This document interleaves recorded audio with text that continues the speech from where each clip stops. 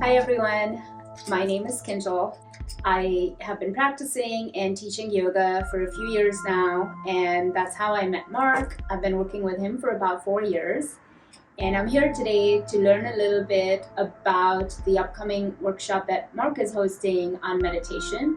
But before we dive into that, hi Marc, can you tell us a little bit about yourself? Yeah, hey Kinjal. Well, thank you for setting this up, and it's good to see you and to talk about this with you. I am presenting this through my studio, Mukunda Studio, which opened in March 2020 and still going. I made it through. And this is a 6-part workshop series called Dive into Meditation. And it's very much connected to my yoga practice related to my integral yoga background. And this will be the 5th part of the series, working with distractions and obstacles in meditation.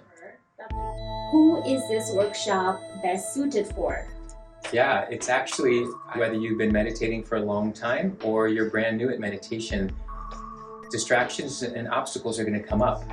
And I refer to this really as how do we work with them versus trying to get rid of them. Right. And at any point in our practice, they're likely going to show up. So this really is for anyone seasoned in their practice or brand new. Okay. And I imagine that, at least my understanding is, it has practical benefits, right? Like not just during the meditation practice, but even after we've meditated and go about our working day. Oh yeah, absolutely. I mean, really the practice that we cultivate on our mat or on our cushion is to help us with all those other 23 hours of the day. Yeah. It's not just to get really good at sitting quietly or being able to focus on the breath, but how can we integrate this as a daily experience in our life where we can reduce some of the stress that we're experiencing, or to understand there are going to be moments when our mind gets pulled in this direction, or we're intending for this outcome and something else happened. Okay, how do we manage? Yeah. Look at what just happened in our life with the pandemics. And so it's helpful that we have something that we're cultivating in a separate space on our mat, on our cushion, that then almost strengthens this muscle to help us manage the stress. Would you be open to sharing some strategies or giving us a little sneak peek into how to manage or overcome obstacles and distractions? Sure. I titled it Working with Distractions and Obstacles on Purpose. Yeah, because rather than thinking we're supposed to figure out how to remove them, we learn how to work with them in the meditation. I consider a distraction something that is entering into the mind space while we're sitting there. You remember something you forgot. You start to think of your to-do list or things you did yesterday, things you're going to do tomorrow. So instead of trying to say, oh, stop doing that, and being frustrated with ourselves, we learn to notice, oh, that's what my mind is doing. Yeah. Okay, let me bring my mind back to my object of meditation. The obstacle I consider something where we might have excuses why we're not getting to meditate every day. Can you relate? Yeah. Me too. And I feel like by me getting to talk about and share them, it helps my practice as well as to be of service to others. And we all are going to have them. Life is complex, right? We're dealing with all kinds of things that we've got to keep track of in the day. And so how do we let that be okay rather than to be so hard on ourselves? And then we find our way to make it a doable practice for ourselves. Wonderful. Wow. I feel like this was an aha moment. Like I drop the mic and we just go because it's great. Like I love that you emphasize on working with distractions and obstacles, not trying to eliminate them because they're always going to be there. Wonderful. I loved it. But I do have more questions. Good. Another one is, what can people expect to get out of this workshop other than those strategies which you will get into details of? Yeah, I would say some of this will be educational in the sense, what is and where does this come from? How has this brought benefit to many people? How can this bring benefit to you personally in your life? So depending what's going on, whether you're a parent, a student, a 9-to-5 job, somebody who already has a bunch of extracurricular activities but still feels stress. Maybe there's a way to look at our life, shift perspective, and bring in some extra tools, many of which deal with the breath.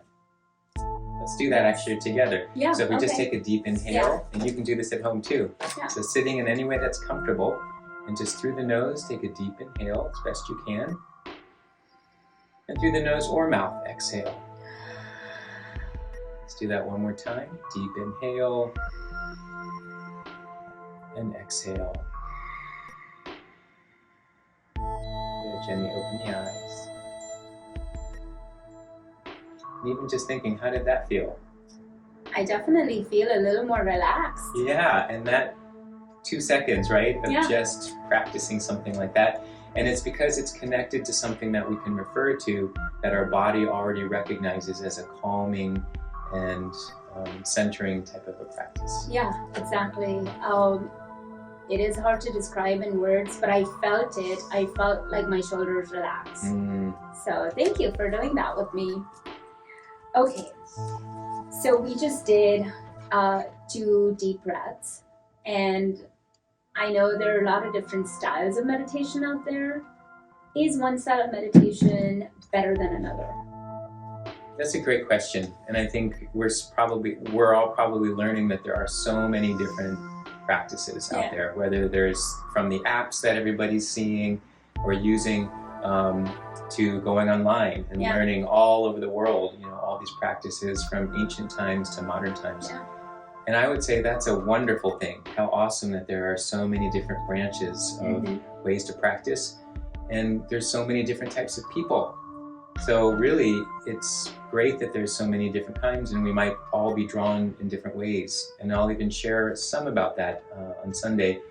But it comes up in the series, the different types of meditation for different moments, whether it's writing style, or there's japa, using beads, or simply focusing on the breath, kind of like we just did. Is one better than the other? I think that's a different mentality we maybe get stuck in our culture. That there's the lower kind and the higher kind. There's just practice that works for us. Wonderful. And I liked it when you shared that for different situations or different places, you may use one meditation style over another. So it's not a set in stone that just because I said I'm going to do this means I do this all the time. And having said that, I think there's also a great benefit of sticking with one that helps you go deeper. And what I have found in my practice is having my morning practice be consistently the same. But at other times, I might choose to bring in some writing or japa or a little bit, but I know that my main practice stays consistent so that goes deep. So there is something to that as well. I agree. That's one of my morning rituals, is just get up, even if it's like 2 minutes, just be with my body. So thank you. And there are, like you said, this is the 5th in your series, and you have more workshops coming up after this one. Can you tell us a little more about that? Yeah, so the final one in this series, the 6th one, is bringing this into everyday life. And so I talk about, it's really not all about what happens on the cushion, but it's what happens when we get up. Sort of we were talking earlier, this 23 hours of the day, which I take that concept from integral yoga. A lot of the swamis talk about it that way. And so that final one, I feel like that brings us to the end of the series where, okay, we maybe learned a lot about being on the cushion and how much that's helped us. Let's talk about how it can be a practice in all areas of our life to bring in the mindfulness that we gain from the meditation. I love it. So definitely that is, at least for me, it would be key, because now I want to see how I can take meditation and improve my other areas of my life. How can I live a better life? For me, at least, that's my goal. All right, so then now I am to the last question. You shared a lot of great information, but if people are seeking to find more information, resources to learn more about you, where can they go? Yeah, thank you. Mukundastudio.com, Mukunda studio.com. And on there in the workshops and events, there's a tab that you can find this meditation series, Dive into Meditation. Mukunda Studio is at 1250 Folsom Street here in South of Market area in San Francisco on the second floor. And on that website, there's lots of information about my background in yoga practice,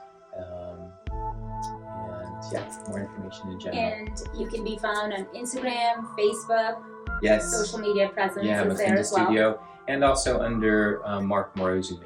So, which you'll see my name in the studio, since that's where I operate through. But Mukunda Studio also presents other teachers and other events and that sort of thing as well. Very nice. Thank you so much, Marc, and I look forward to seeing you on Sunday, virtually or in person. That's right. And one last thing, it's a great opportunity to support local business, BIPOC, and great way to give back to the community. That's Thank right. you, Marc. Thank you, Kinjal.